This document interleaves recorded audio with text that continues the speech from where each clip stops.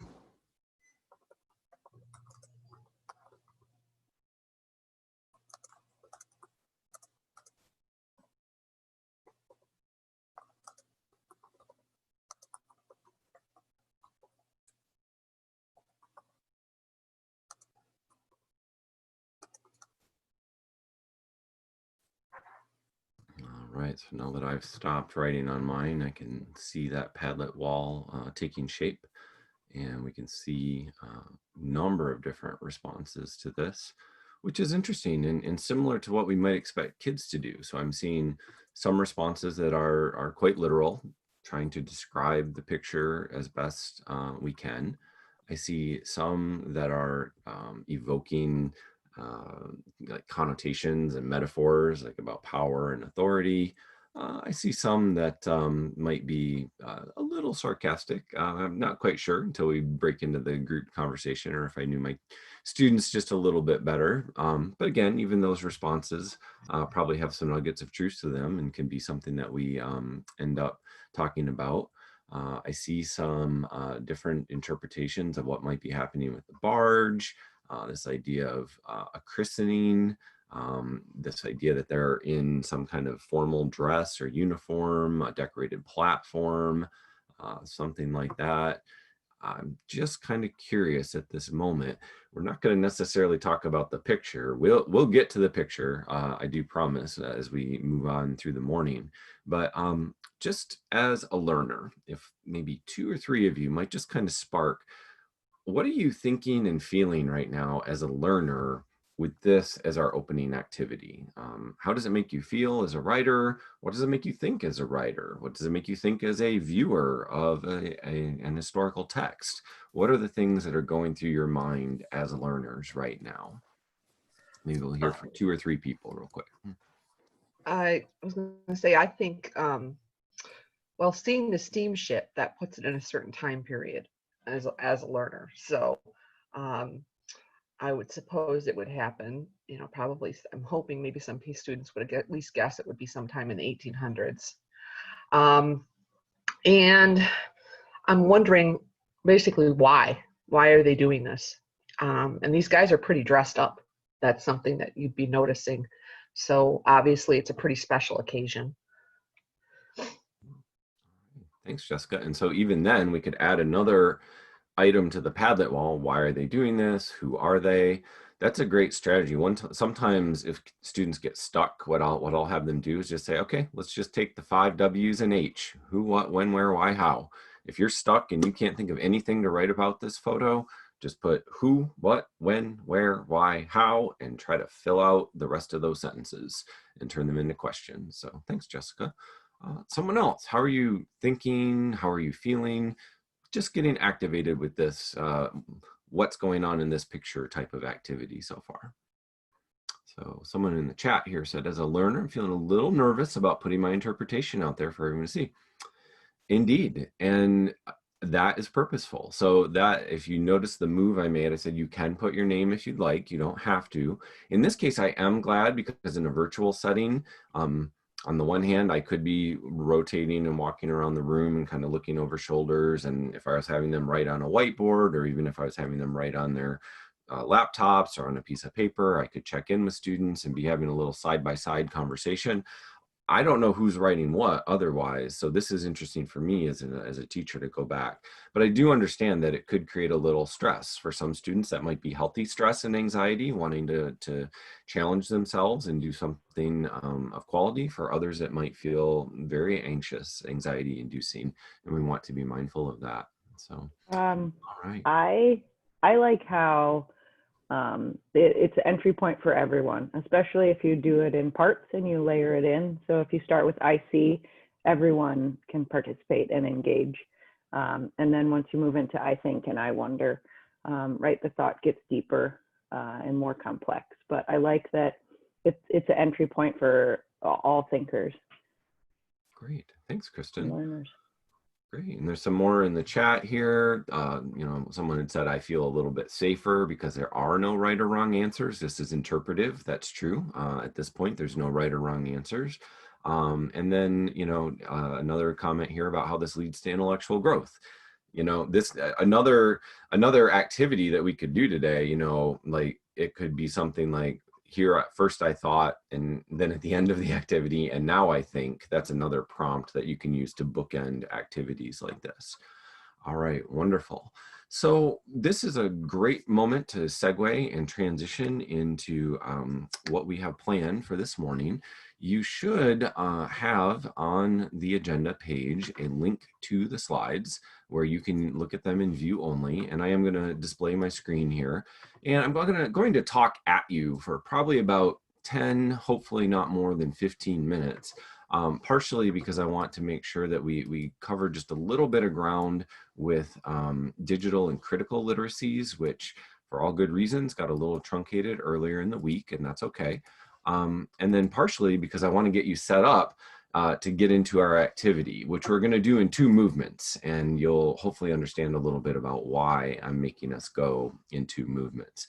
So again, you have view-only access to these slides. There is a hyperlink that you'll use later on. I'll drop that hyperlink into the chat at the appropriate time as well. So without further ado, writing to learn through graphs, maps, and data. This is an activity that I first learned and kind of got an idea about actually when I was a pre-service teacher. I was fortunate enough to be invited by my mentor teacher at Eastern High School in Lansing. Rita Noon invited me to join her for a couple meetings with a content area literacy committee that was being convened at the State Department of Education. In that group, I coordinated with a number of other teachers, and we created a writing to learn handbook. We did one for math, one for science, one for social studies. And so I've kind of taken this idea and adapted it and morphed it over the years. You'll see kind of the beginning of this idea, and I'll point out the parts where I got that. And then one of the things that I've done more recently is layered in some scaffolds by using sentence templates. And the case that I'll make early and hopefully often throughout the demo is that I think there's a difference between giving students a formula, a la 5-paragraph essays, and giving students templates in which they can make choices and think strategically about how they might use language. And so what I'm hoping you gain from this today is that I'm not talking about prefab formulas that we give to students, but that we do give them appropriate instructional scaffolds. And sometimes those scaffolds, as we know through disciplinary literacy, requires that students use language in unique ways. So with that, let's jump in. Couple things, and we are doing just brief looks here. And if people want to talk about this more later, I'd be more than happy to, because both of these things are super important to the work that I do with English Language Arts and with my work with the Writing Project. And I've given you a couple of resources here to link to from the National Council of Teachers of English, NCTE, who has numerous position statements, blog posts, all kinds of resources out there. But 2 things that I think we need to bring to this conversation as we look at maps and charts and graphs and tables and data, and we're thinking about how that fits into an inquiry framework. And especially, I'm most familiar because I've done a little bit of writing and some thinking and some planning and work with Becky over this past year about Dimension 3, about finding and evaluating sources. And I think that it's super important to keep these 2 types of literacies in mind in conjunction with disciplinary literacies. So by critical literacy, and these are quotes from an excerpt on an NCT blog post, and I'm going to do the bad PowerPoint thing and read them out loud, but I think they're worthy of reading out loud. I'm going to bring them to the fore here. 2 things to consider, at least. Critical literacy should be viewed as a lens, a frame, or a perspective for teaching throughout the day, across the curriculum, and perhaps beyond, rather than as a topic to be covered or a unit to be studied.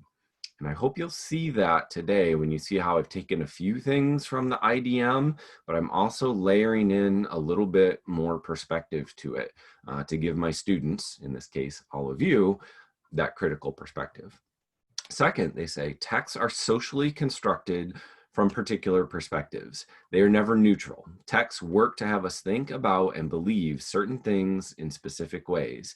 And as such, they work to position readers, and I would argue from our Padlet activity just a moment ago, viewers of paintings in certain ways. So all text, photos, paintings, tweets, everything has a perspective. Some people call that bias, some people call it perspective. I like to lean on the side of saying that everyone has a perspective, and I think that we need to be mindful of the different perspectives that people bring, and then we can argue about, well, what is your perspective versus mine, and why this, and how that, and all these other types of things. The third piece I want to share as we preface and get ready for our activity today is this notion of digital literacy. NCTE has long been an organization that advocates for digital literacy, In fact, their first position statement about media literacy came out in the 1970s. And ever since then, they have been constantly right on the front of thinking about media and digital literacies and the ways that they impact our students' lives. And so as society and technology change, so too does literacy. The world demands that a literate person possesses and intentionally applies a wide range of skills, competencies, and dispositions. These literacies are interconnected, dynamic, and malleable. And as in the past, they are inextricably linked with histories, narratives, life possibilities, and social trajectories of all individuals and groups. By that, what I want us to take away, and as we head into our activity today, is to think that we can present information digitally in a variety of different ways. We have a lot of tools. Students have a lot of tools. A lot of times they're spending like this, but I also want them to be thinking how they can use this to document their world and how they can take what's on here. They have the sum of human knowledge in the palm of their hand. What are they going to do with it? How are they going to interpret it? How are they going to make informed arguments using these materials and then express that through digital writing, such as infographics, such as videos, such as the things we've been exploring this week. So with all that being said, and again, that's way too brief. That could be a whole workshop in itself, and I'm happy to talk more with some of you if you want to have a conversation. Let me kind of move forward and say, here's the goal. Here's what we're going to do. And we're going to do it in 2 parts. I'll get to that in just a moment. We are going to be doing kind of a starter activity where we're all going to look at one fairly straightforward, relatively innocuous infographic type item. And then we're going to look at all that stuff from the IDM. So we're going to kind of put on the training wheels and we're going to try one thing, and then we're going to take it full speed and jump into the information from all those sources in the IDM, as well as some additional sources that I added in. But here's the main thing. We're going to make a 3-part movement with our writing. We're going to try to do the basics. We're going to try to offer an interpretation, and we're going to try to bring some kind of summary or conclusion to move forward. Now, remember, this lesson is kind of within the context of compelling question number 2. So we're like halfway through this unit, and we're doing this writing to learn activity, which, you know, could take 1 class period, maybe 2 class periods, depending on exactly how much time you wanted to take. With remote learning, it might stretch over a whole week. It just kind of depends on exactly what we want to do. But we're going to try this activity we're kind of in the midst of this westward expansion unit. And I'm trying to use this writing to learn activity as a way to propel students forward to their final piece that they're going to make to represent their argument as they get to dimension 4. So again, 3 things we're looking for, both when we do the light, quick USA Today snapshot, scaffolded training wheels activity, and then also when we dig into those primary source materials.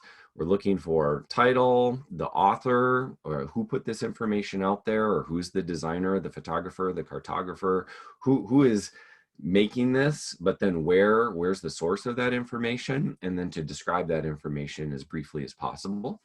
We're going to try to then interpret it. We're going to cite textual evidence and say, oh, I notice here in this part of the graph this, or here in this part of the map this, or this, or this. We're going to try to make connections to existing knowledge. Remember, you're today kind of imagining you're in the middle of this IDM unit. We're going to offer an informed opinion.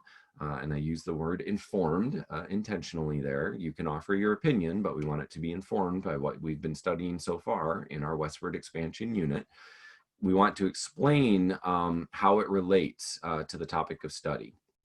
Then, as we move to the end, we're going to argue, why does this matter? How are we taking this information? What additional information might we need in order to make a truly informed argument as we move to the summative assessment for the unit? That's not necessarily the goal for today's writing to learn, but it is something that might spark further inquiry questions. So here is what we're going to do. In just a moment, I'm going to share a template with you, and it's a Google document. It's going to force a copy, so everyone's going to have their own copy. Everyone's going to try to work on their own, even though at different points I am going to put you into breakout rooms for just a few moments. So the first task, just so you can kind of work through it with somebody, but I do want you to try to write your own. And then in the second task, I'll put you in maybe a slightly larger group so you can have a little bit of a conversation, but keeping that big compelling question in mind.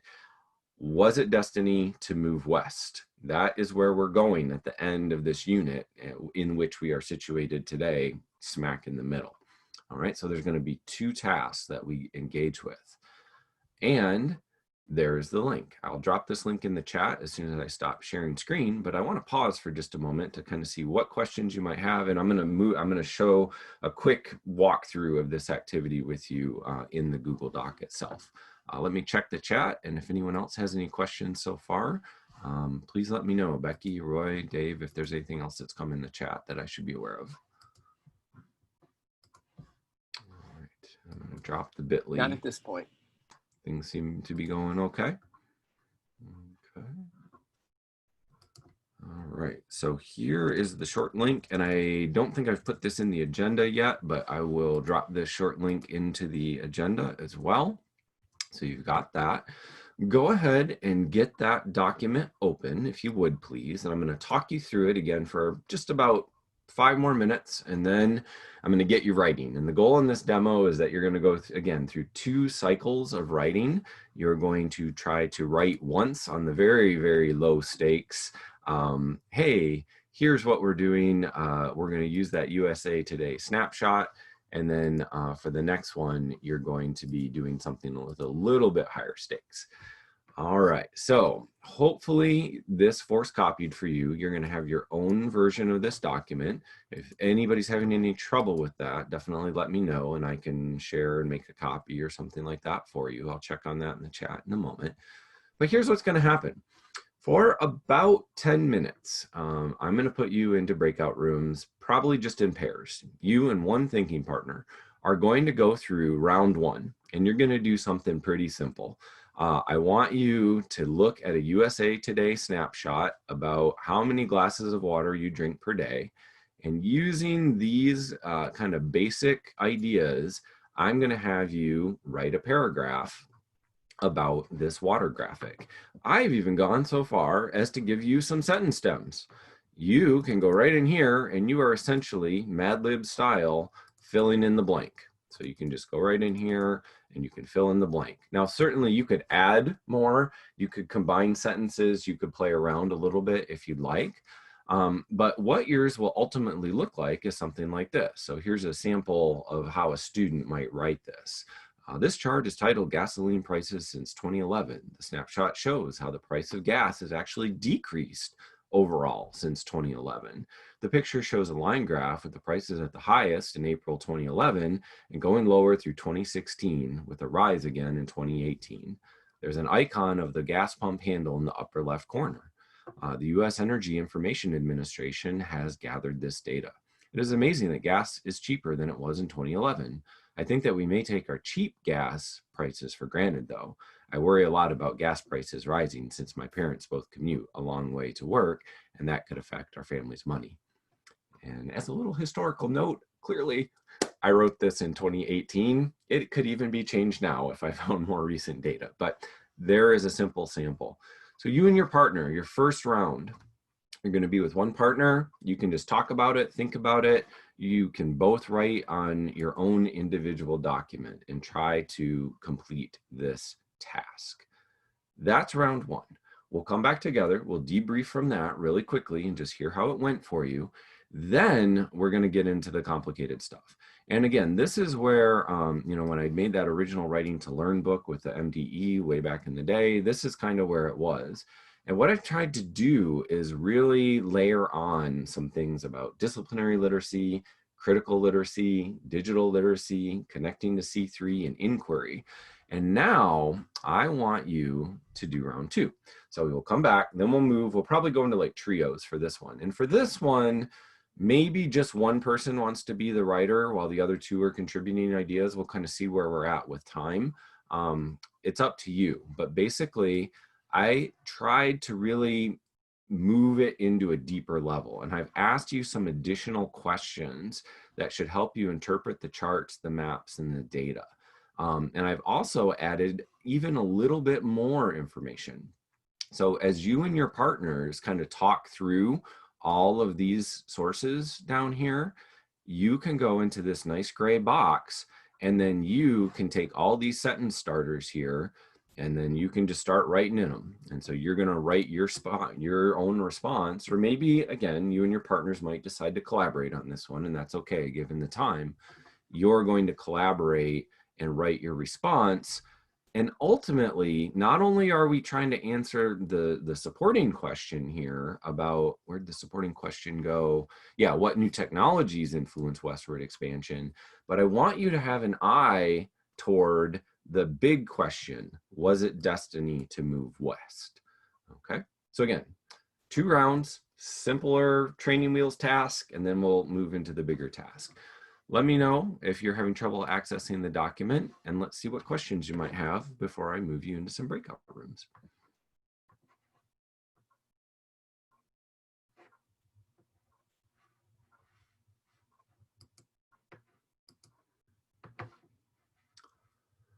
Pausing for my good Zoom wait time just to see how things are going.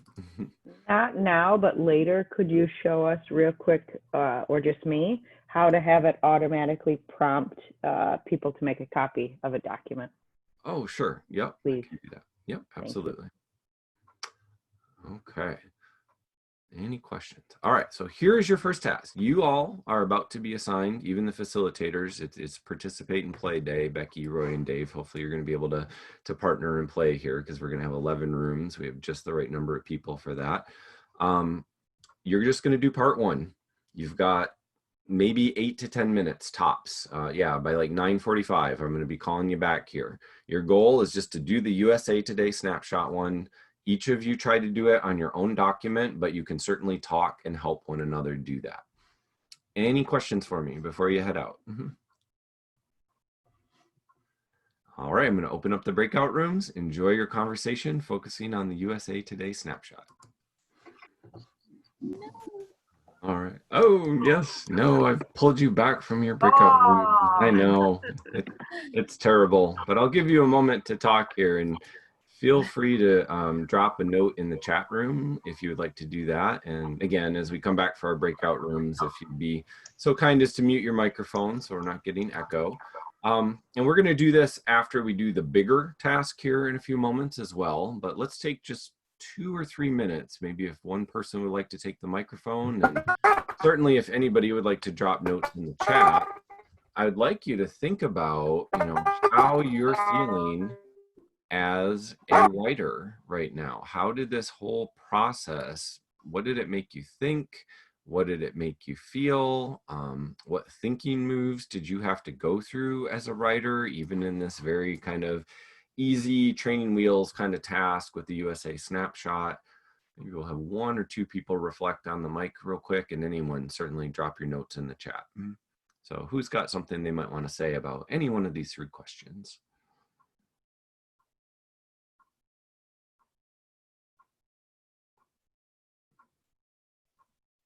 I made the observation, it's Mark, of the fact that they represented the adults by percentages, not numbers, as it pertained to the number of glasses of water they were drinking per day. So that was one thing I made note of. Right. So just an observation about the way the chart was structured. So perfectly valid and useful and a good insight. All right. What else did people notice, or how are you feeling as a writer moving through this activity? One of the things as a writer that Colin and I were together, and we're both AP teachers. And so we have a tendency, even though we know that we're supposed to level it down, we have a tendency to look at this, and Colin made the observation, and I'm stealing it from him because I didn't even think it, where he goes, well, this was by the Lipton Research Group. I wonder if this is a group that has a vested interest in increasing adult consumption of water, because it may be and so maybe that's just, the 2 of us thinking way too hard into it, but we're always we find ourselves always trying to find the reason behind any chart. Same thing. someone took the time to pay to do this survey. And so to us, it's like, well, what would be so we're always, which is something we try to teach with our students. We always, and I know this is across grade levels, but especially with AP, we're like, you need to ask why, who took the time to make this? But that's just something we noticed. And I think, Jessica, you said you seconded it too. You felt the same way? I thought that they were probably encouraging people to drink more water because then they'd sell more iced tea. So yeah. Or sell Yeah. bottled But water, I which don't, is incredibly lucrative, right? And right. potentially But I environmentally don't know. damaging and so forth. So no, actually, sorry to cut you off, Jessica. I was just going to say to Matt, though, that's exactly the kind of critical literacy type questions I would hope you'd ask. But go ahead, Jessica, finish your thought, and then we're going to get ready to move to activity two. I was just going to say that I didn't know Lipton was in the business of selling water, but I do know that they sell iced tea. And I don't know how many students would know that. Some might drink their iced tea. So And it some may might, not even say, it may not even be Lipton like that. That may be an example of me thinking too far into it. Like it may just happen to be a company called Lipton, but we start piecing things together and filling in the blanks that the documents don't have. And I can see Dave shaking his head affirmatively. So that makes me feel good that we're on to something. No, actually, so quick little, critical literacy sidetrack here. Lipton is owned by Pepsi and Unilever. And if you know anything about Pepsi and their bottled water and Aquafina and the bottled water wars and up in northern Michigan, a lot of people know about bottled water with Nestle. So yeah, we could spin into a whole bunch of critical literacy questions. We're not going there today. We're coming back to westward expansion, but I think that's exactly the kind of thinking that even just by asking that question, what was the source of this? Look where it took us. So perfect. All right, for sake of time, and I see the chat is lighting up, and I'm sorry I can't respond to everything in the chat right now, but I'll come back to it while you're moving into task number 2 here. Let's kind of now think about this. I'm about to launch you again into a conversation with another set of partners. Now, this round, we could do this a little bit differently, and I'm really going to trust you and your partners to kind of, make judgments based on what you think is best. Given that you're going to be working for about 12 to 15 minutes, and I really do want you to dig into the data, perhaps one of you would like to share your version of the document, and then like all 3 of you can collaborate together on one. Perhaps you each want to do it on your own. It's really up to you. You're adults. I trust you. If I was doing this with kids, even AP seniors, I'd probably scaffold it a little bit more right now and make some expectations. But due to sake of time in this teaching demo, I'm going to let you make decisions on your own. Let me give you about 1 minute of overview, and then I'm going to reconstitute the breakout rooms and get you moving along. So here's where we're at. You did it with training wheels. You did it with a simple thing. Now we're going to do it with something a little bit more complex. And so I've added in, you'll see some additional questions for you to consider as you're looking at the charts and graphs, as you're looking at the maps in particular, and as you're looking at the data table. And I will make one caveat. I am not a mathematician. I don't always know exactly what I'm doing, but what you will see down here is that I tried to take the data from the table in the IDM, and I tried to kind of extrapolate it and think about what it might look like if you were to chart it out over a 1-ton measurement, a 2-ton measurement, a 10-ton measurement, and a 100-ton measurement. So you can kind of see that exponential growth in the difference between wagon transportation versus canal transportation. The other piece of information I threw in here, doing a little Googling and found this on JSTOR. It was kind of cool.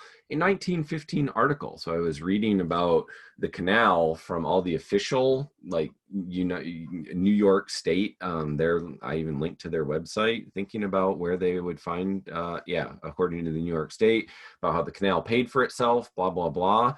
But in this article, they were saying it was costing this much money. And I don't know, again, I'm not a mathematician.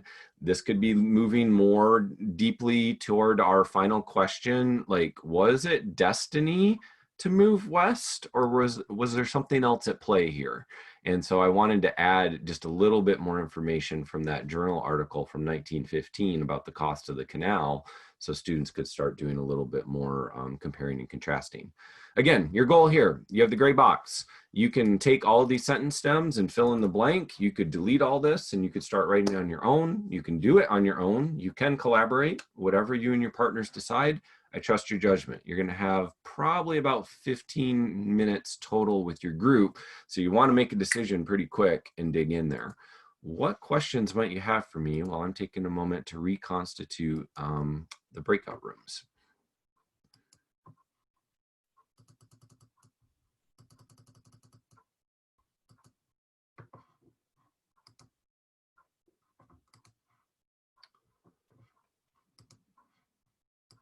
good so far? All right, well, I'm just doing the quick thing where I kind of reformulate the rooms and make sure we've got enough. And I know Angela is having, she's switching devices or moving. So actually she might have even stepped out for a moment. So no problem there. So I'm just gonna get it. So we've got like about 3 people in each room. And facilitators, while it's gonna suggest sending you to a room, you can stay if you need to. There are a couple people that there's one group of 2, so maybe I'll pop in there and give that group a hand. But you're gonna have a new room. Does everybody understand the task? We're all good? If you could either like give me a thumbs up or give the little reaction for the thumbs up, that would be helpful so I can see that everybody knows what we're doing. We're good? All right, so you have about 15 minutes to dig into that IDM, look at all that data, and you're gonna write about the charts and graphs as best you can, either collaboratively with your partner or on your. Hey, Troy, well, people are coming back. For which day, right? Put day 1. All right, so welcome back. So you were with your group trying to really dig into the data set. One group was asking me, hey, Troy, wait a minute, what did you do with that prompt? And yes, you saw that I just, unfortunately, I kind of copied and pasted for one item. I probably should have changed that sentence starter to say like, in the collection of materials titled blah, blah, blah, you know, resources about westward expansion or something like that. Sorry, I did not give the best prompt there, but let's spend the last 5 minutes of our time together in the demo here, coming back to these big questions. You know, I am curious about your thoughts on westward expansion, but let's kind of separate ourselves from the content for a moment. And I just want to hear what you're thinking. If you're in your student shoes, what are you thinking as a writer, and how are you feeling about this activity? Was it helpful? Was it not helpful? What are the ways in which you see this could be used for writers? How might you adapt it? Let's take just a few moments to share our thinking on these questions. And again, I will kind of see if there's anybody who wants to like raise their hand or put your name in the chat so we know who to call on. But to begin, I guess what I would ask if there's any of our 3 facilitators that might want to jump in and offer a few opening words. So Dave or Roy or Becky. Mm-hmm.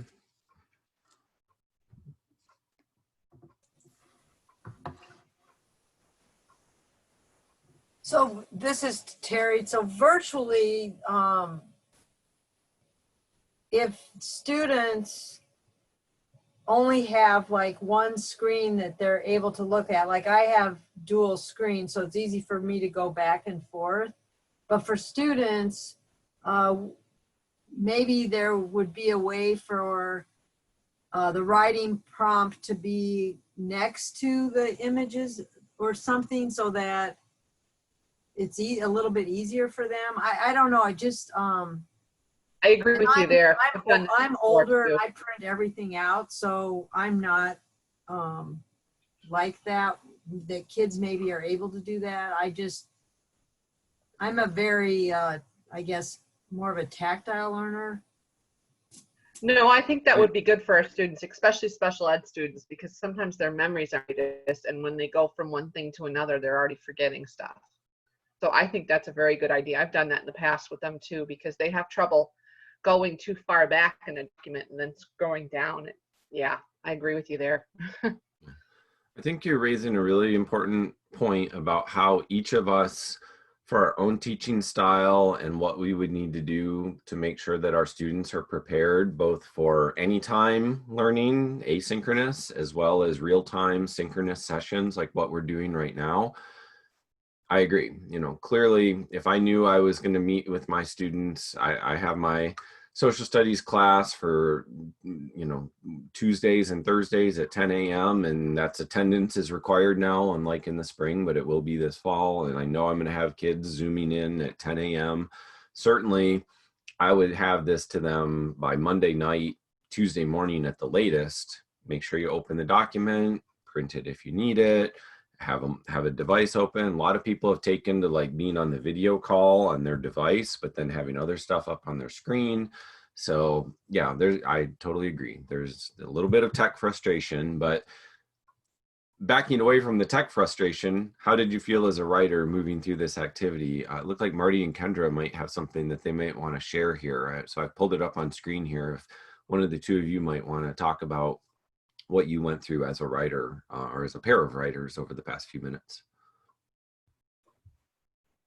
Yeah, Teresa was recording for us, and we ran out of time just at the end, so she shared just what we had been doing in the chat. But I liked the sentence stems a lot. It was very helpful to have that structure, and it was nice that Teresa recorded while we kind of talked her through it, because then she was able to, well, we were able to, you know, divide and conquer. Cool. All right. Well, thank you for sharing that with us. One other thought. Again, how did this whole activity make you feel? How did it make you think? What did it do for you as a writer moving through this activity?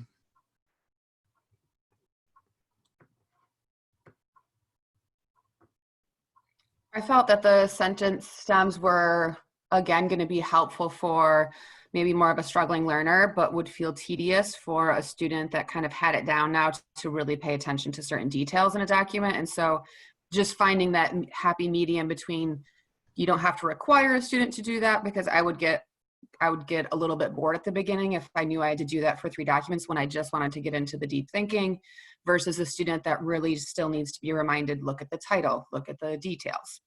So I think they can be used well for differentiation. Sure, sure. All right. Well, thank you. I wanted to add something to that. My thought, while I totally agree with that, I do think it's a good way to start where you're having your different levels of learners work together. And then, like we did in our group, was as a recorder, maybe the kid that's not as confident about interpreting it can just be the recorder and then practice a little bit. But I agree, Christy, eventually it's going to have to adjust, but it's a great way to start with this activity.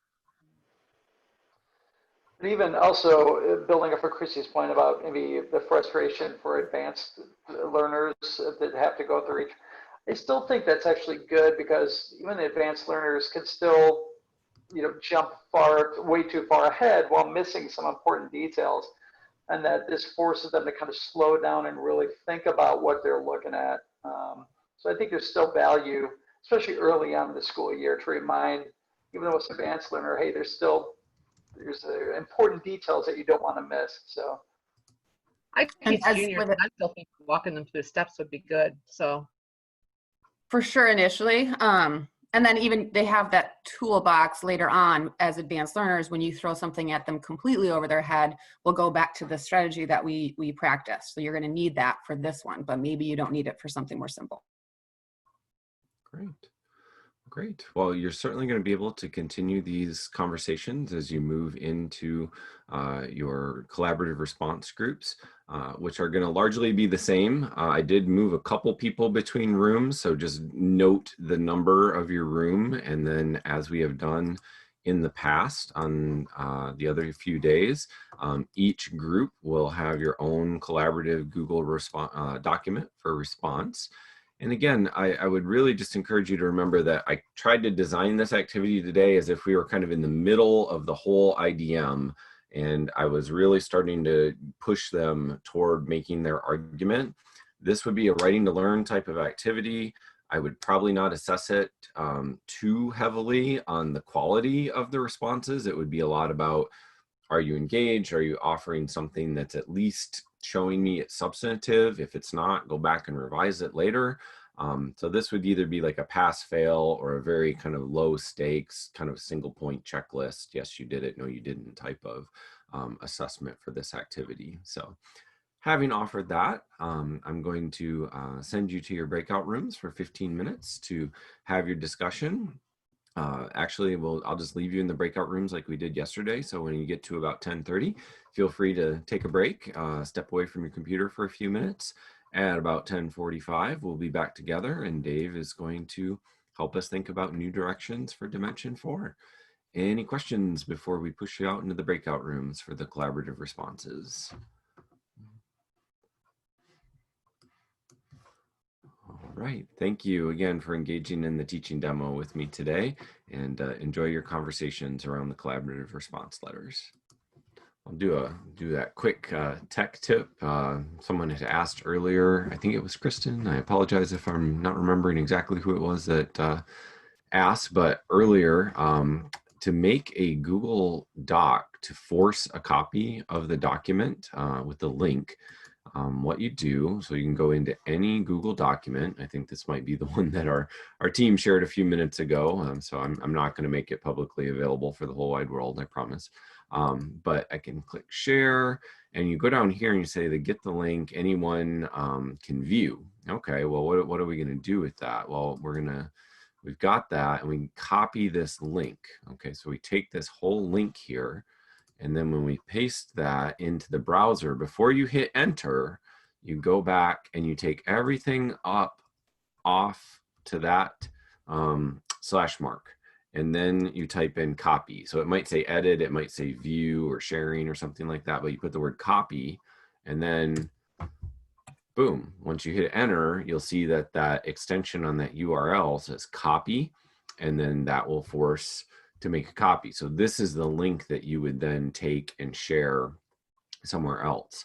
To make a short link, there are a couple tools. Actually, there's more than a couple. The one that I use often is Bitly.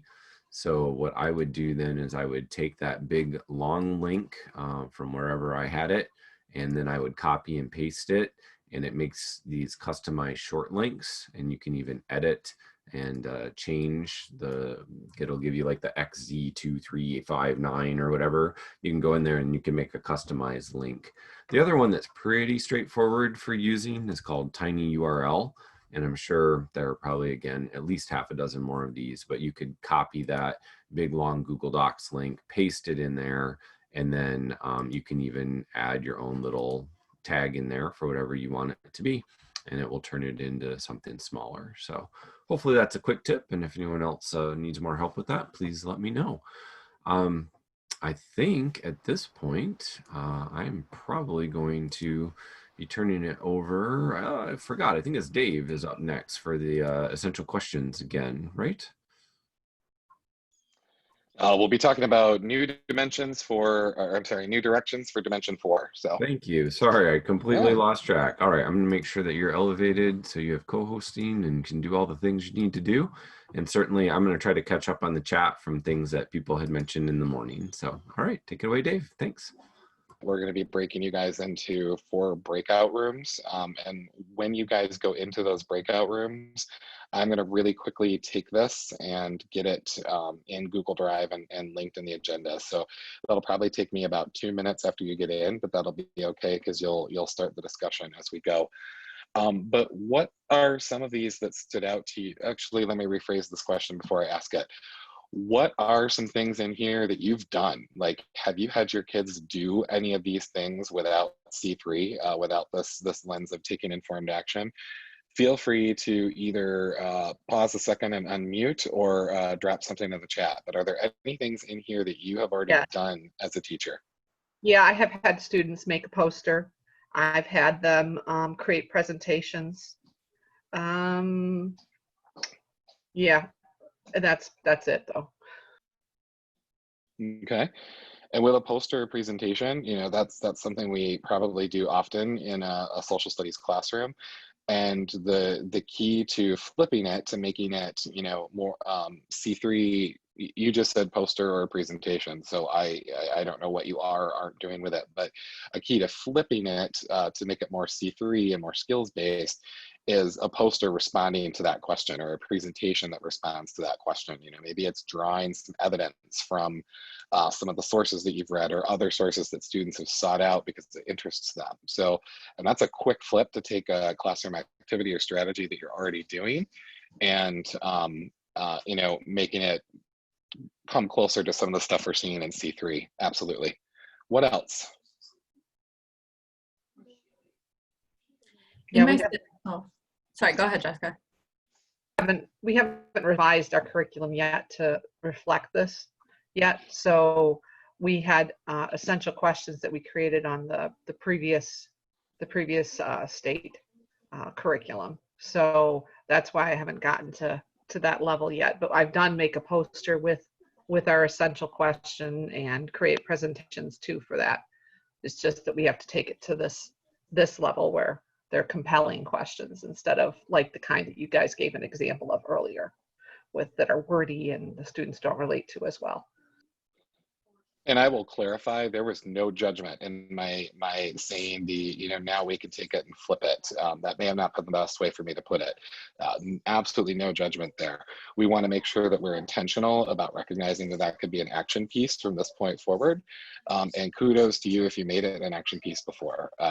I've sort of replayed what I said in my head and went, well, that was kind of judgy, Dave, and that wasn't the intent.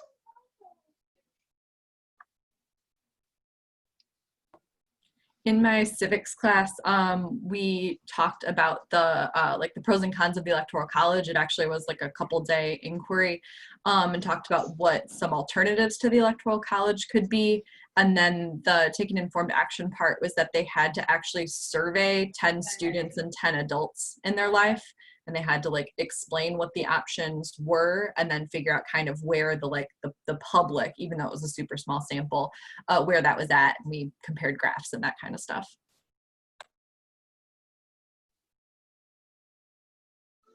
Anything else?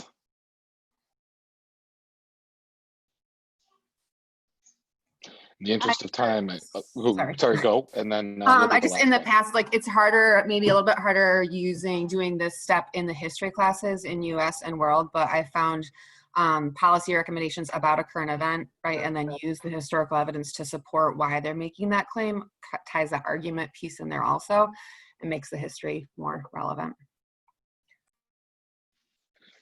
Absolutely.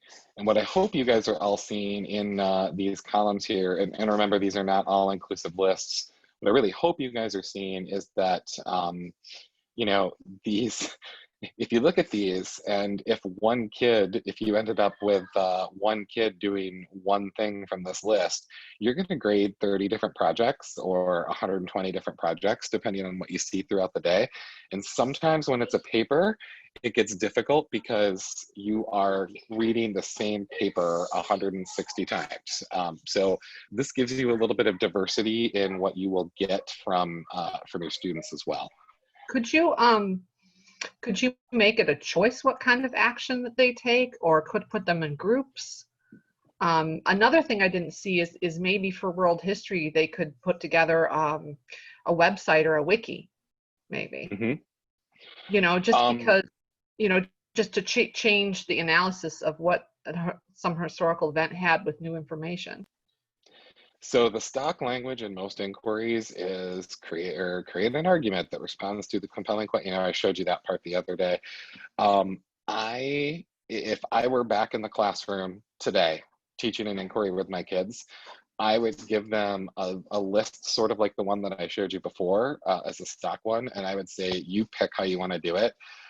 That was my own personal teaching style. You may want to limit it further. You may want to say everyone's doing a podcast, or you're working in groups to do a podcast. That's really up to you. I always appreciated the ability to give them that many choices of how they could do it and work with them to then make sure it's argumentative based, because they each excel at something. I would have a kid that I can think of kids that would have done podcasts. I had kids that did videos. They're good at it, and that alone helps entice them into the actual act. It's hiding the peas in the mashed potatoes. I'm doing something I love, but I'm also learning, but I'm doing something I love. So it's up to you. Yeah, I was wondering if they could even share it out to the school through, your school's media, for example. Maybe even write an article for the school paper too, or even local media. So yep, depending on the inquiry, absolutely. Yep. Mm-hmm. So what I'm going to do now is we are going to randomly break you into 4 groups, and we're going to give you guys 7 minutes in those groups. We're going to focus in now on this inquiry that we've been kind of working with all week. Was it destiny to move west? What I want you guys to do in those groups is to brainstorm some possible ways, some possible choices you could give your kids, either using that list as a base or just have a conversation about 3 or 4 choices you could give them off the top of your head.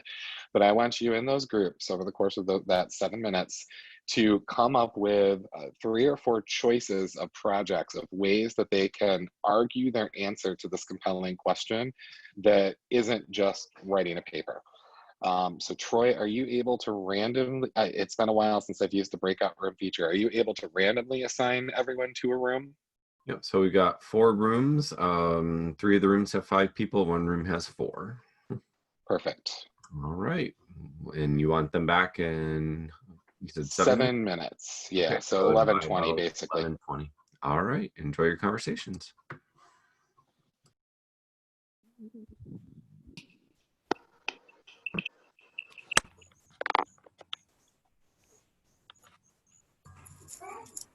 All right, I think people are coming back into the room here.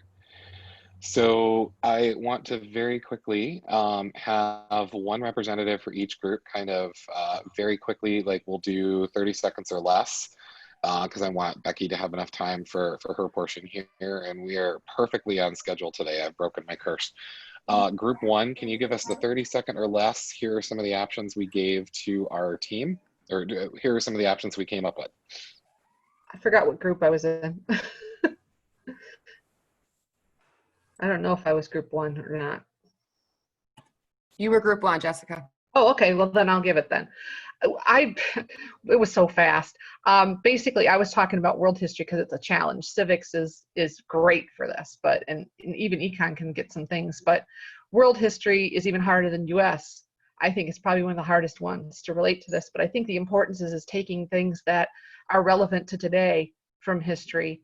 And then I was wondering if we could even take this a different direction and even things as far as alternative history.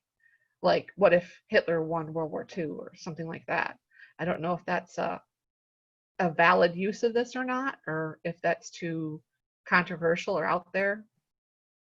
So Not a clue. It's the first time I've heard one. Doesn't mean it's not a good idea. I would have to think on that and longer than we have left, but Okay. I like the direction you guys sort of traveled there. Group 2, can you give me the 30-second or less?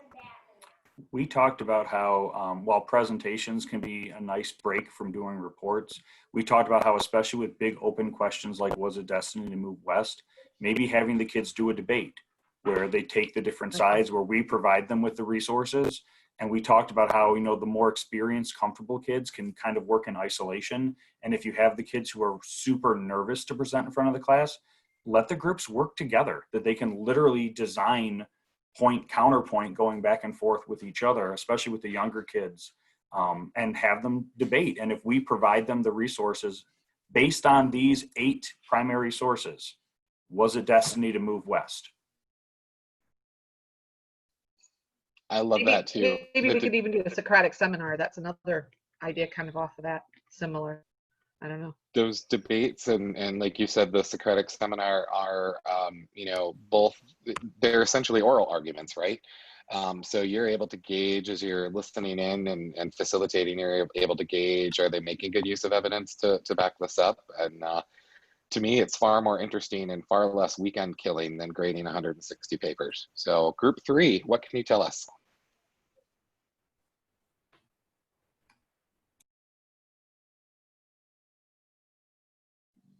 Or room 3. Can you tell us who was in room 3?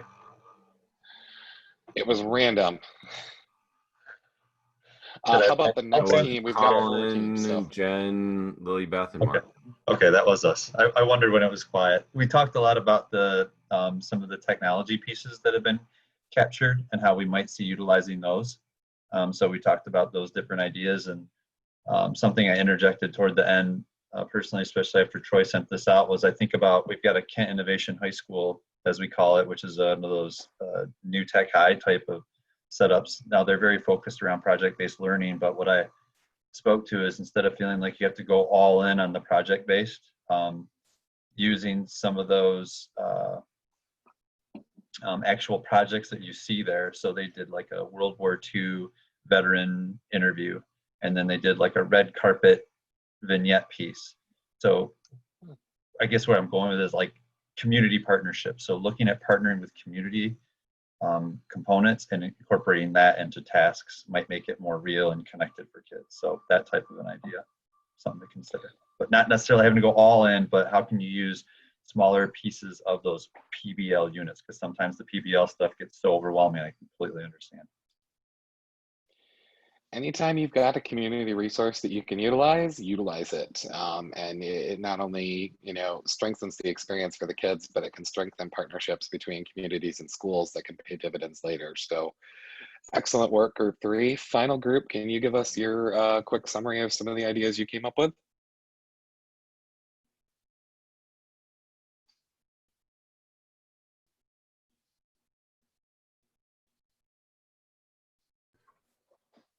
I probably should have identified a facilitator each time. Go for it.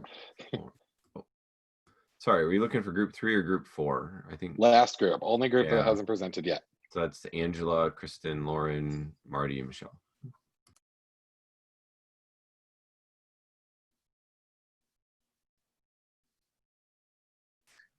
I can go ahead. We talked a little bit about maybe trying to relate kind of this idea of like inevitability or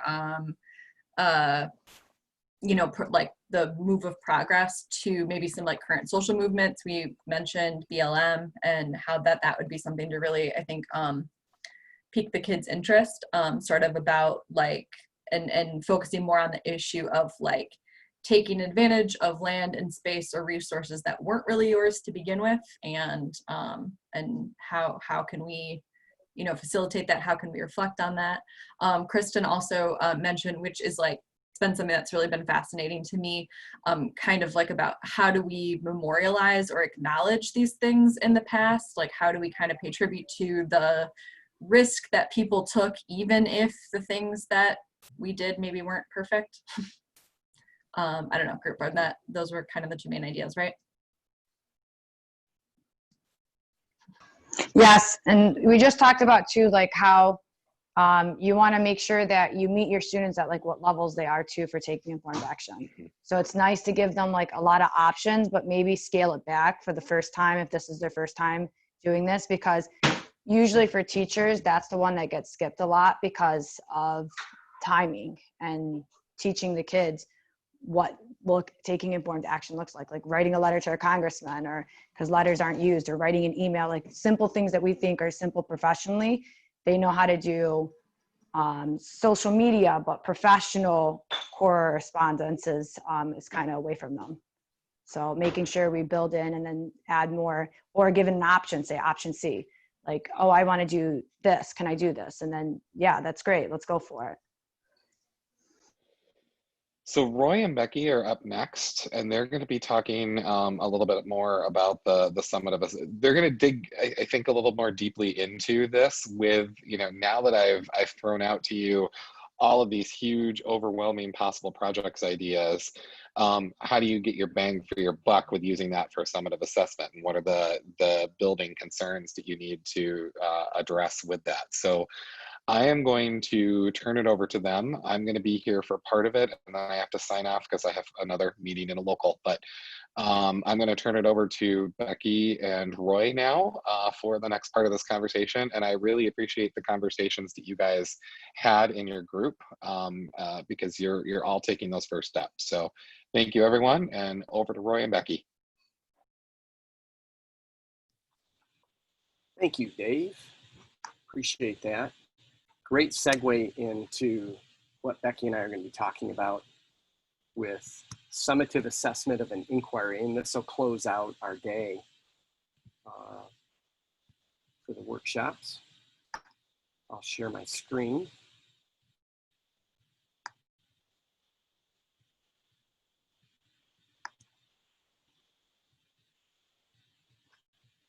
Little delay, but it's getting there. There we go.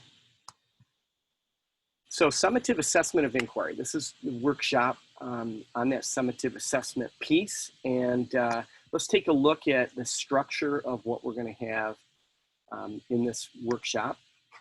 And we'll, of course, cover that, why, right? There's that. What are we doing here in this workshop? Where are we headed? What's it for? I want to briefly look at the summative assessment that is suggested in the inquiry. We'll take a look at that. And Well, I'm sorry, I jumped ahead. We'll cover what is summative. I want to make sure we make that point. We're assuming everybody's had a lot of training or some training in summative assessment. And there's been a lot of talk over the last 10 to 12 years with the formative and its relationship. I'll take a brief moment to clarify that about summative, because it is important, because then when we do look at the actual inquiry summative assessment that has been given to us in this inquiry, and we try to make it aligned, that'll be a piece, is how do I make it aligned, and what exactly am I assessing, and how do I go about doing that? And it can be overwhelming. Think about all the pieces that we've talked about this week that could be a part of it. So how do I go about doing that? What's the process for that? And so then you'll have some time to have some conversation with 3 other people about developing and building more upon the basic rubric that you're going to be given. That's going to be really helpful for you to define the pieces that we've talked about this week.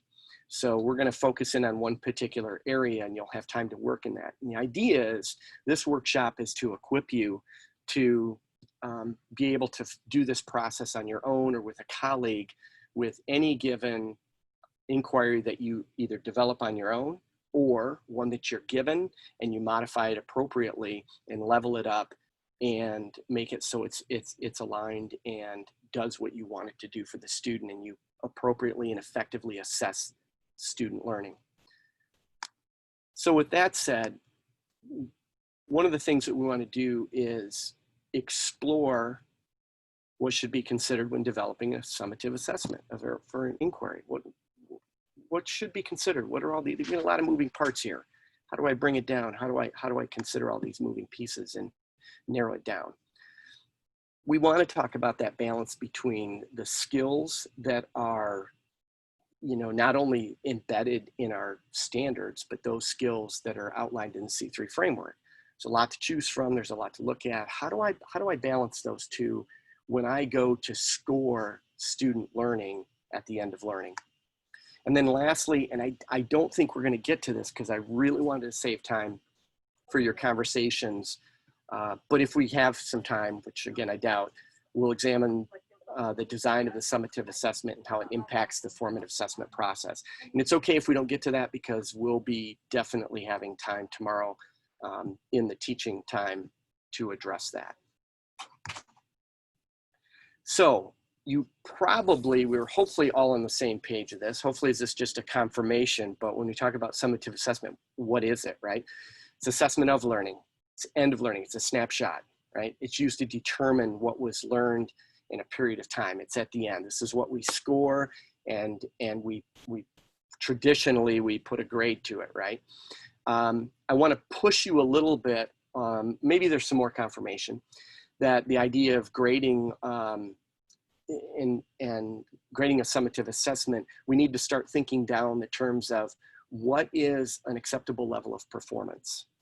It's not about being right or wrong, it's a level of performance, and not going to be exactly the same for every kid, but there's a level of performance that we have to articulate for kids as to where they need to be with a particular course, their particular, age group where they're at, elementary, middle school, high school, that type of thing. But the whole idea of summative is, we're done. This data is used at the end of learning to inform me where they are in meeting that level of performance. And so we have to articulate what is the expected level of performance. And there is some conversation around this. When formative came in, it's like, well, if I describe this level of performance, then I have to have, it's the lowest bar. That's where we want all the kids. It does that lowest bar. Don't think down those terms or down those lines. Think about the idea of what would be a level of performance that is appropriate there. So for example, if you, what comes to mind is sports, great analogy, right? So there's some levels of performance that are expected in practice that will increase the chances that you're going to be more successful at winning when you're having a track meet, right? So you have some mile times, you have some 2 mile times.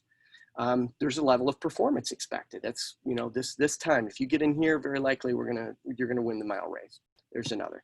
We can go more complex in the idea of the set of criteria or levels of performance that you must meet in the example of becoming a private pilot. My son just got his private pilot's license, and he took me up for a first flight with him, and the amount of knowledge that he needed to know, the skill set that he needed with not only reading the instruments, but also operating the aircraft itself is absolutely amazing, very complex.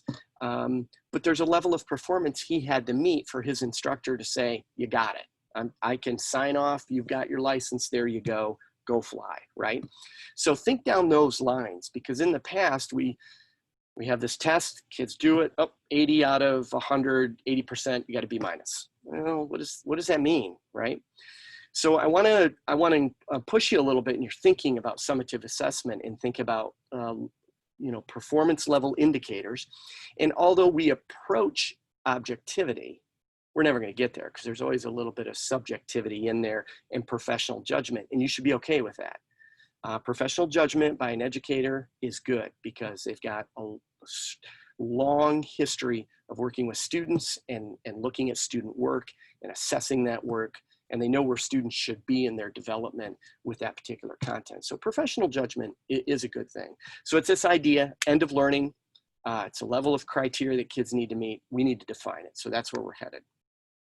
So this is a graphic I work with teachers and normally draw with them. And I've done a lot of work with districts in developing assessment, common assessments, and developing an assessment system in a vertical and horizontal way. And I've used this graphic with them to help teachers understand a couple of things. Number one, that it's really about sampling.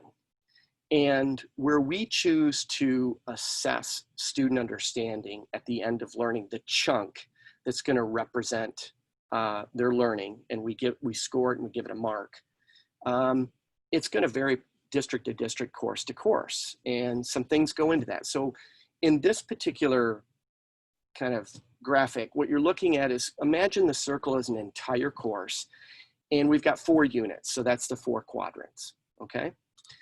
And those 4 quadrants, we could consider a unit just for the sake of argument. They're a unit.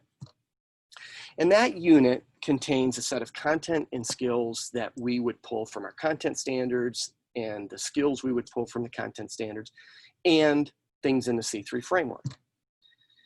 So the other geometric shapes, what they represent is someone's decision-making process of selecting where they're going to sample the content and the skills as part of summative assessment. And the idea is, a lot of times, because we have so many standards and so many skills, we can't possibly assess everything, right? So we have to do a sampling. And so that sampling is something that districts decide as a whole district, and they get teams together to do that, all the way to the end of the spectrum, that even if you have 2 or 3 teachers teaching the same course, the district leaves it up to the teacher, and you don't necessarily have common assessments. Well, teachers have done that for years. They kind of decide what their summative assessments are. So those chunks there might be different for everybody for a lot of different reasons.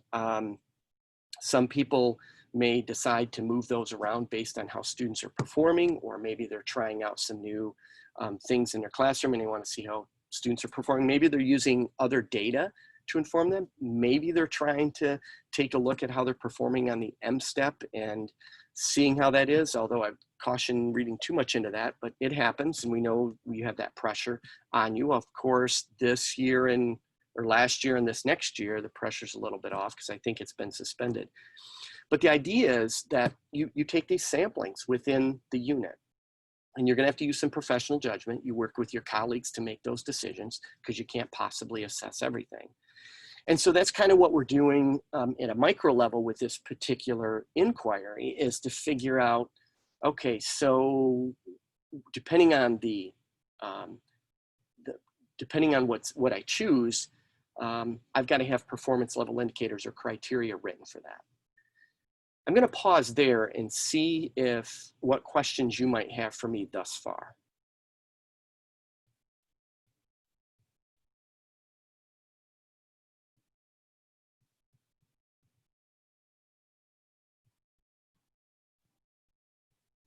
Okay, and hopefully one of my presenter colleagues is keeping an eye on the chat. All right, so here's the summative assessment with this inquiry. Now, keep in mind what Dave just presented to you. We're going to look at this particular summative assessment that came with the inquiry, but you may be thinking of another way kids can demonstrate their learning, right? And that's what he was providing there. A lot of different ways kids can demonstrate their learning. But no matter how they demonstrate their learning, whether it's an essay or some other medium, what are we assessing, right? That's the question. We got to have the performance level indicators. So in this particular case, if we look at this, there's the assessment, right? Construct an argument, and it can come out in a couple different mediums, but they're constructing an argument that addresses a compelling question using specific claims and relevant evidence from historical sources while acknowledging competing views. So those are the things that have to be assessed. There's the extension, right? They could create a video documentary about whether or not westward expansion was destined and or justified. But here's my question, and I may have begged the question a little bit or given it away, but my question now is, what's missing? Take a minute to think about that, and I want to hear from some of you. If you have to give this assessment, what's missing? A rubric? I don't know. That's just my idea. I mean, because I'd want them to know how I'm assessing them. So I don't know if a rubric is necessary in this. And it says, let's see, addresses compelling claims. I don't know if you want to model what, you know, one of these would look like. So rubric immediately comes to mind, which is a set of criteria. What should be in that rubric? That becomes a question, right? We don't know. It's left up to the educator. It boils down to, and I want to keep an eye on our time because I want to make sure you have enough conversation within your groups. It boils down to performance criteria, right? And we kind of say, well, that's what's in the rubric. But we'd have to construct that rubric, and that performance criteria should be shared with the students up front. And along the way, yes, you have to be modeling this, because throughout the inquiry, if we know what the end, we have the end in mind, right? We know what we want kids to be able to do and to know, and we have that outlined, then we've got to show all those pieces along the way. So it boils down to, yeah, rubric, which I push the idea of performance criteria or performance level indicators. So how do you get this aligned then? Well, first of all, you know, this particular inquiry, if you go into the standards, here's where it fits. So we'd have to take a look at this. So here's the process. Okay, let's talk about the content then. I've got to think about this rubric. I've got to think about the performance level indicators I need. They're going to construct an argument. They're going to have claims. They're going to be using evidence, and they got to acknowledge competing claims. All right, so with what content, right? So this particular inquiry aligns in the area of era 4, and this is 8th grade, expansion and reform. And you can see it's nice in the sense that the big paragraph that kind of describes this era is that we're going to have kids involved in, you know, these planned inquiries. And you'll notice that it's about territorial expansion, and specifically says and the westward movement changed the lives of Americans and led toward regional tensions. So you have to look at this, that's kind of the section we're in. And so if we go down another level, in U4-2, that particular content standard category, regional economic growth, kids are describing and analyzing. Hint, there's some skills, right? So what do we mean? How much of the describing? What's a good description? Analyze, you know, they're gonna look at the pieces and how much do we want them to say about the relationships? But it's the description and analysis of the nature and impact of the territorial, demographic, and economic growth in the first 3 decades of the new nation using maps, charts, and other evidence, okay? So let's dig a little bit deeper to get more specific or where we can narrow it down. And that's where we get to these 2 particular content standards. And they relate to the westward expansion. And it fits really, really nicely because our standards have them analyze the annexation of the West through the Louisiana Purchase, removal of indigenous people. I know I'm reading this to you, but I want you to see that this is where the specificity comes in. Now you gotta say, well, if they're writing a argumentative and taking and making claims, then the content in there has to be this. So what is it about the removal of the indigenous people that would be part of a claim or evidence they're using in their evidence to support their claim? What am I looking for? How do I guide students through that? And how much of that do I put into the rubric? But all of those would have to be thought through in each of those pieces because kids are going to be using different sources that are provided and using different parts of content as evidence to support their claim. So it's not, it can't be a checkoff list, right? So we have to give some thought to that. And you'll notice the other standard that this neatly fits with is developing an argument based on evidence about the positive and negative consequences of that expansion on indigenous people and the maintenance and sustainability of an institution of slavery and the relations with free and slaveholding states. So it may be, you know what, with this particular inquiry, and this is where we go back to the graphic organizer I shared, it's like, well, you know, U424, we're going to be getting into more of the slavery and the tensions later. So I'm not going to make this a part of here. Could I? Yeah, you could. But I'm gonna narrow down and just take the snapshot of sticking with the positive and negative consequences of territorial and economic expansion of indigenous peoples, its impact on them. Maybe a focus in on there. You see the decision making you have to make in reference with the content, so it's clear to students what the final performance has to be.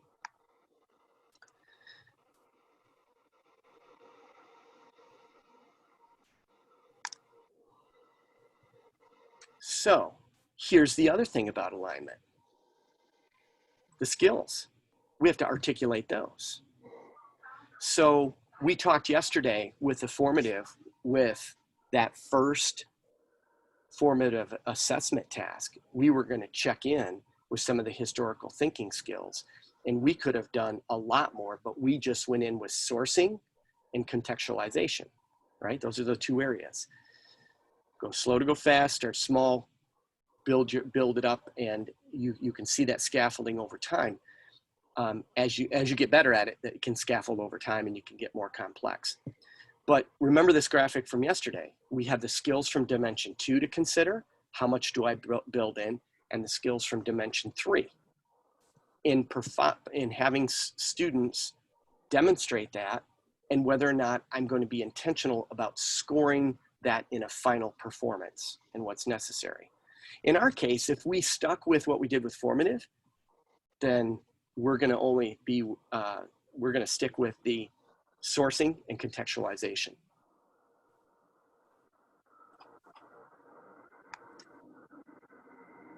So here's an interesting thing. Remember, this week is about all of this stuff coming together and making sense of it. And one of the pieces of this week is leveling up and becoming better at implementing these essential practices for disciplinary literacy.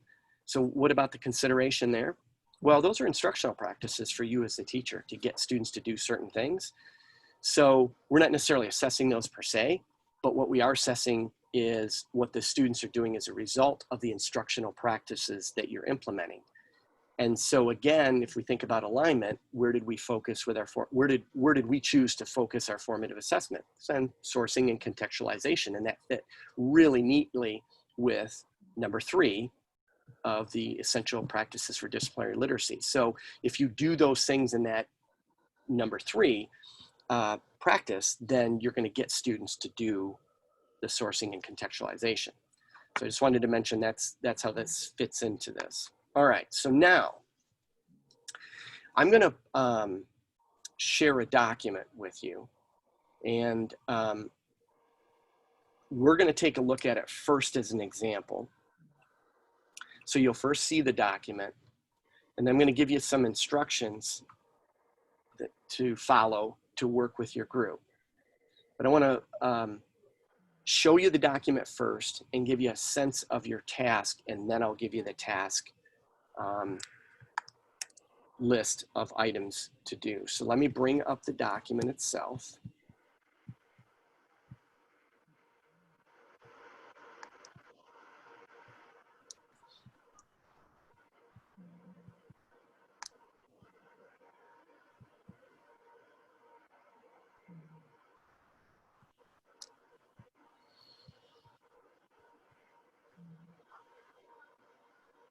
Okay, I'll put a copy of this in the chat and the agenda, and you'll be forced to make a copy. And if you notice here, this is performance level indicators for skills only. So we're not building the part of the rubric or the performance indicators on the content. We're just talking about the skills.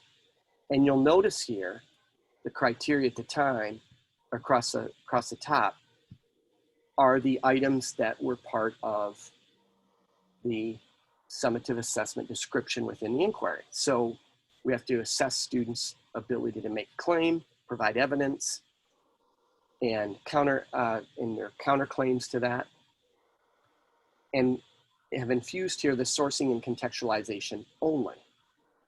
So what I'd like you to do is when you're looking at this, you say, okay, so for a claim, the performance level, this is a 4 actually, I left off the number there.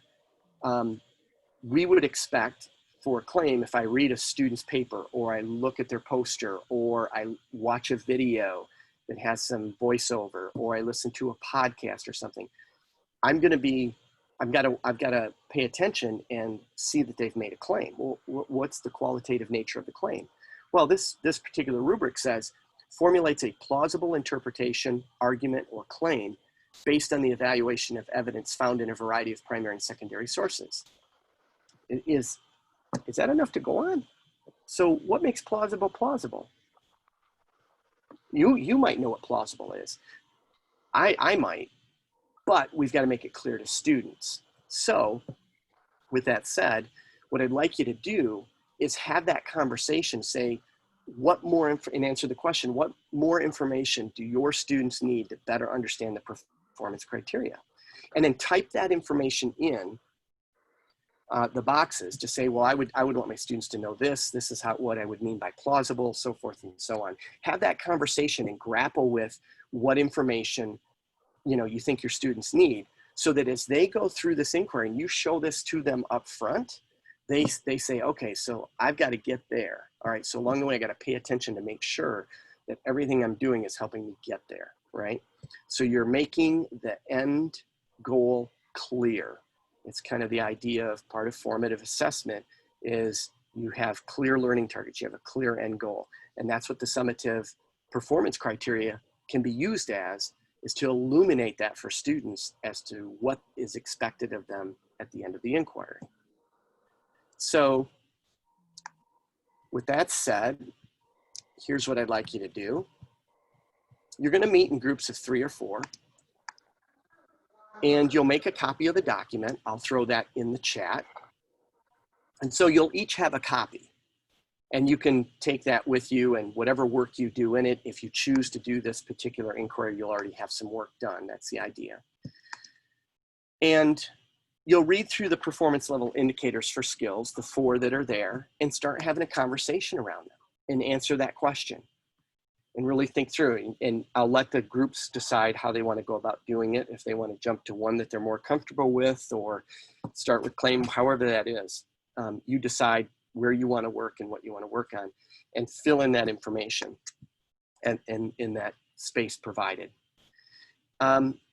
So when you fill in that information and we go to report out, what we're going to do is just randomly select people. And so in your groups, identify who's going to speak about your conversation and speak about maybe an example of some information you added to the rubric.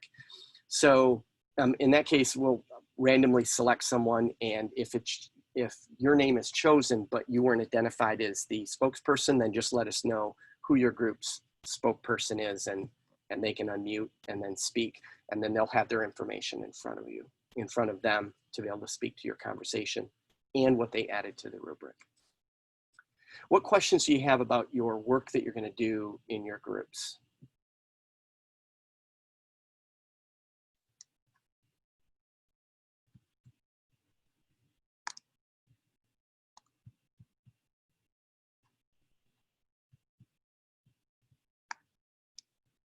Okay, hearing none. Troy, if you would prep the groups, and while I do that, before you hit the push the button, I will put in the chat, but also in the agenda, the link to the document.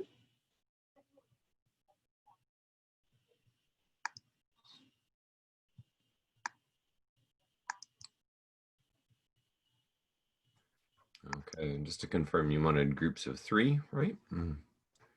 You could do 4. 4 is fine. Okay, well, I have 6 rooms of 3. The math That'll work. amazing. Yep, All that'll right. work. All right, going in the chat right now.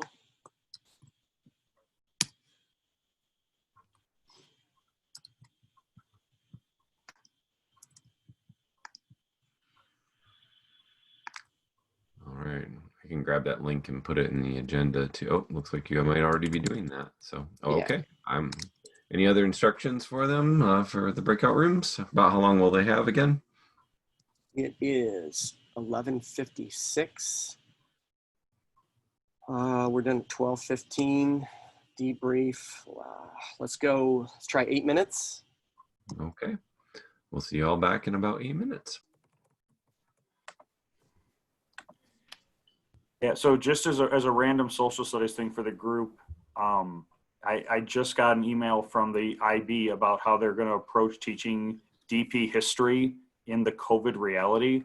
And basically the IB is like slashing the exams in half, where instead of having to do multiple eras, we only have to do one. And instead of having to teach multiple religions, so I'm intrigued to see how the AP, I know Colin, my fellow AP teacher, if the College Board is going to do something similar, that literally hot off the presses, DP. Yeah, in order to make it easy for teachers, we're cutting the curriculum you cover in half. Sweet, I guess. So I think that's great. The last that I heard from AP is that they are planning on going back to regular AP exams this year. Here we go.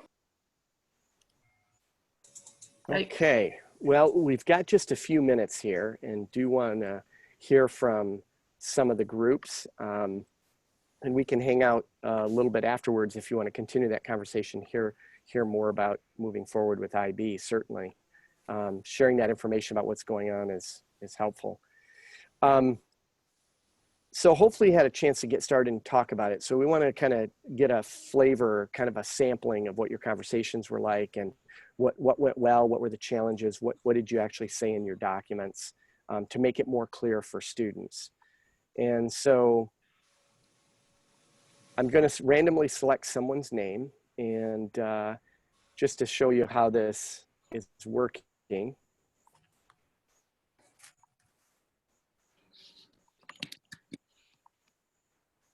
And I'm taxing my computer for sure with the multiple screens and several things open. We didn't have a chance to use this the other day and show you, but this is Flippity. And if you're interested, we can tell you how to set all this up. But you put in the names and you open this site from a Google spreadsheet after the names are in there, and you just click it. And so whoever selected whatever group you're in, Christy, who was your spokesperson who was either assigned or voluntold or volunteered to report out in your group, Christy? That was me. Oh, Ta-da! Okay, Yeah, so it worked well. Otherwise, you'd be telling us who that was and they'd report out. Yeah. So tell us very quickly, minute or so, your conversation that you had about the content, and then how'd you make it more clear for students? We decided that the necessity of clarity grade level of the in the course of the year. So if this is the first inquiry-based summative assessment, am I frozen? Can you guys hear me? Okay, I don't know if you can or not. You're good? Okay. That if this is the first one, that they're going to struggle with identifying what does plausible mean and what does appropriate direct evidence mean. And so those terms will have to be practiced throughout the year. But if it's the last one, like a final overall exam, I don't know if it needs clarification for even sophomore, junior, or senior, because that should be part of the course criteria. So a middle schooler, a whole different ballgame, but more identifying and defining language. So definitely timing of the year, definitely grade level impacts that. If it were early on, say middle school, or this hadn't been done before and you're introducing it, did you have any conversation about how you would say define plausible or the quality of the evidence? We talked briefly about that. So defining plausible, like they don't want to be wrong when they're making a claim, so they'll make a super obvious claim, like religion had a large impact on fill in the blank. You against that particular, so helping them see that it's okay to be uncertain about your claim initially. It just doesn't have to always be the right claim, and just, I mean, as you give formative feedback throughout the year, then they start to be able to develop that definition of plausible. So giving them examples of bad claims, helping them see those. I've done before, we talked about like identifying bad evidence versus good evidence, just using someone else's historical argument as an example, and they then identify, well, this doesn't seem to add up. So the idea of modeling, you show them a concrete example of it, so they see what plausible looks like, as well as that comparing it to a non-example of it. Let's hear from one more, spinning the wheel again. And again, if you're chosen, then if you're the spokesperson, great. If not, tell us in your group who is willing to report out. Colin? Is he still with us? Yeah. Sorry. Yep. I know Kristen recorded for us, but I'll be happy to jump in. I'll be quick. I think one of the biggest things that we talked about for each of the criteria was, and Christy mentioned this too, is just the importance of understanding the action verbs, the vocabulary, and to have practice with each one of those. The importance of providing some examples in practice to model what is expected. We appreciated the specificity of the sourcing column that wasn't necessarily there with the other ones. But I think that's about it. If the others in the group want to chime in. So maybe having to add a little bit more of your own criteria language to make it more clear. So that's kind of the more information for the student, is just adding more criteria. But did you get into any specifics as to what that would be? Oh, shoot. Not that I can recall right off the bat.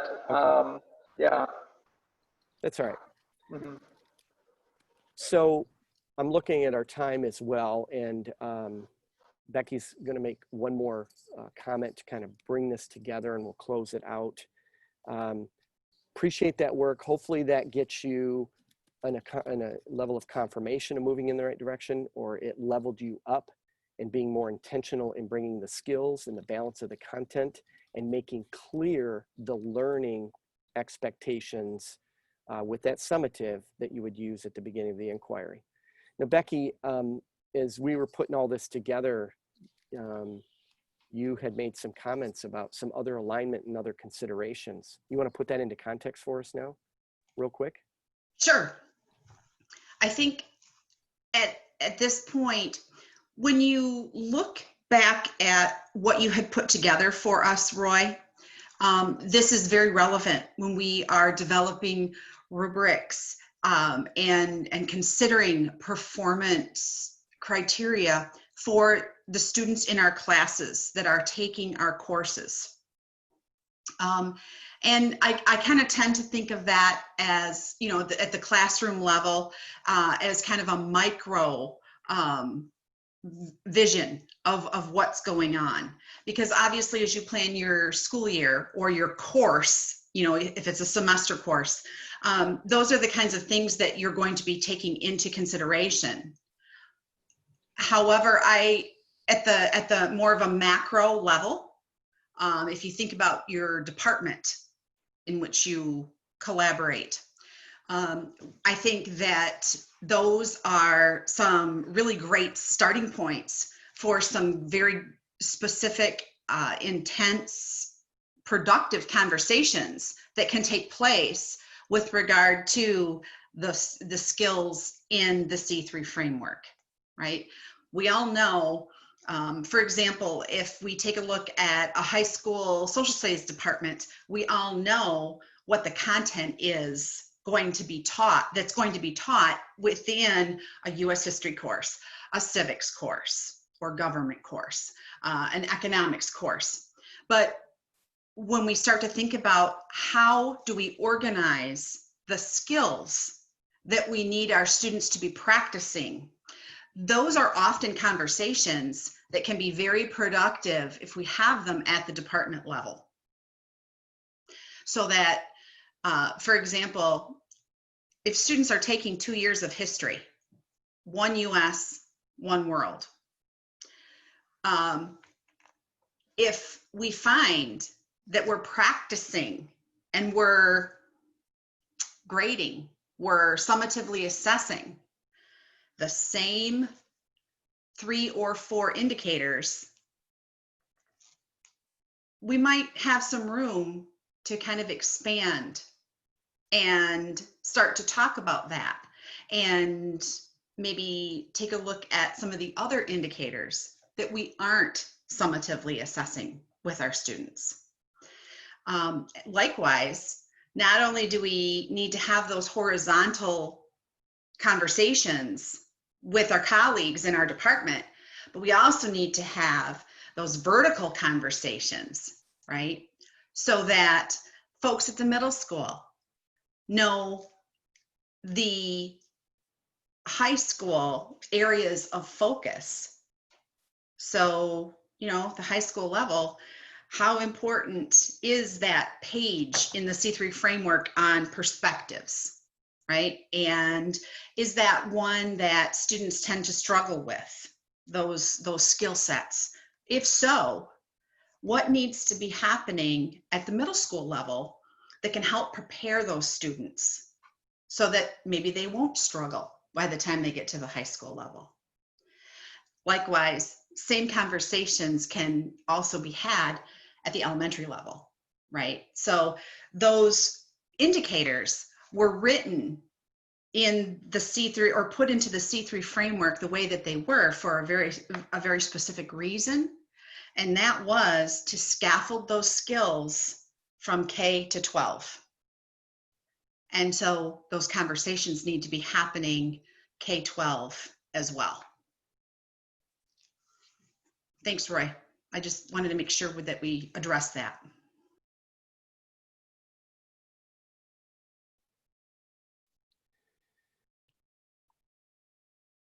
What questions might you have about summative assessment of inquiry?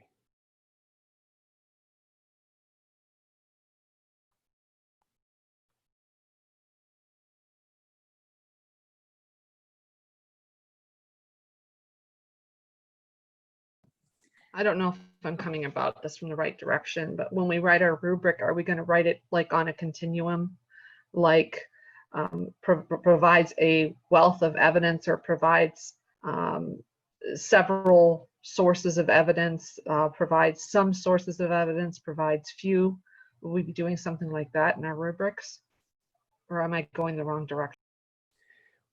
You're spot on with another consideration, when thinking about rubrics, and there is some pros and cons to showing a rubric that has each of the levels of performance, or just showing students the expected level of performance. And so the level I gave you would be one reasonable for a level 4, the expected level of performance for that particular course, our design course that we're sitting in, middle school history. And so that was a 4. Now, some would say that's all you need to give students because that's what they strive for. So if they fall short of it and it's well-defined and you've shown examples and all of that, then they know where they need to be. Others you also show a poor example of that at the same time. Absolutely, absolutely. Like Becky and I were talking, and I said, for example, like the claims, what's a plausible claim? Well, a great non-example would be as a kid saying, well, the indigenous people should have had a treaty treaty with the Chinese to help them come in and defeat the white Europeans going across the United States. Was there any evidence of that? Like, right? It's kind of like, where'd that come from? So yeah, you're going to do some modeling to show that, and non-examples are really good for conceptual development, absolutely. But some will say that you need to show each level, so like a 1, 2, 3, or 4. So if a student does some type of performance and you provide some descriptive feedback or effective feedback and you tell the students where they are, then they know how big the gap is, right? So there's pros and cons to just showing them the level of performance that you expect at the end and then compare that to showing them, say, 4 levels. The other thing that's related to that is if you break it out too much and you have like 7, 8, 9, 10, then it becomes meaningless, right? Then you're making these small incremental things. So usually no more than 4. 3 is really good. It forces the issue to be in one of the levels. Okay. Oh, by the way, I will put in the agenda the document that Becky shared with me where it has all the levels in it. So that way you don't have to worry about building it out. The key piece is making sure that you have clarity with your students. And yes, examples and non-examples work, but there's some of that language that students are going to need help with defining. And that'll happen through the examples, but also having that conversation with them. And don't think you're taking away instructional time, because as soon as you do that, you're actually teaching them with them the final performance and making clarity for them as to what they need to do in that blueprint. All right, with that said, of course, we're over a little bit. We'll close this thing out. If additional questions come in, hindsight's 20/20, as you know, I wish I would have asked. We're here. We can follow up with you tomorrow because we'll continue in this summative part, informative tomorrow morning.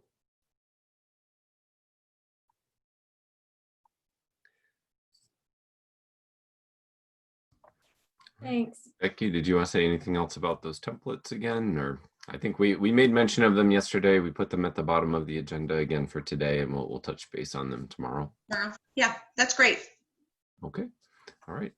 And if you'd like, I'll be back in here in the Zoom room at about 1 o'clock and thinking about extending and making these arguments. We'll be thinking about using Adobe Spark. So if you want to learn more about Adobe Spark, we'll see you back at 1 o'clock. Have a good afternoon.